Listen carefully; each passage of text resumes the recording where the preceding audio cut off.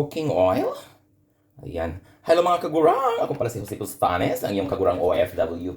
Samahan niyo ako at magluto tayo nitong napakaliliit na mga hipon. Bigay lang to, eh. Tinuo ko. Kipanghatag lang din rin ako yung asayang mapon. Atong lutuon para mapuslan, di ba? So, bawang. Ayan. Isama ang balat sa bawang. Kaya para mapukuan. Mas lamig din kayo na ibalat ang bawang. Di ba? Magdukdok tag paminta.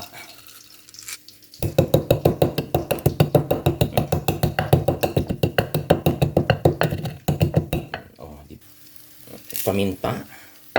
Nasunog na. Ganyan lang. Yan di kayo sulog-sulog ang atong bawang, no? Kaya aron ang aroma. Sumot kayo. Hindi pa. Di ara. Ang ato ang gipo na murag kapilo-kilo. Di pa.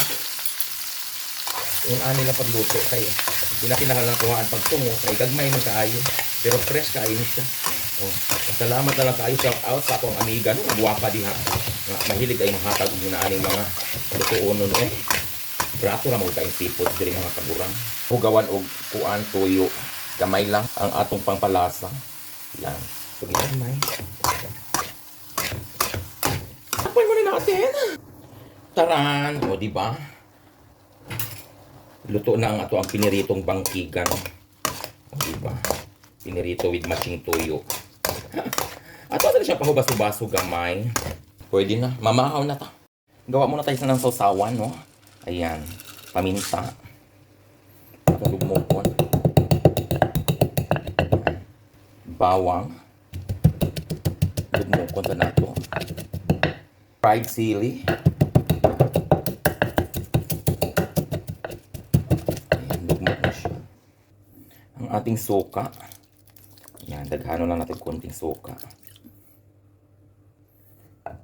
Ang ating sibuyas at kamatis. Yan, inikos-nikos lang siya.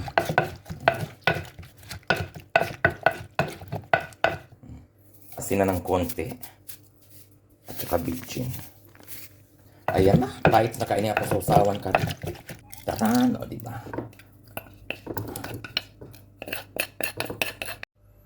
Taran, mamahaw ta guys. Mga kagurang. Ganito lang ang pagkain ng bangkigan, no? Turuan ko kayo. Wala na balat-balat. Lamig kayo. Hang kayo kung sausawan. Pero lamig. Halika.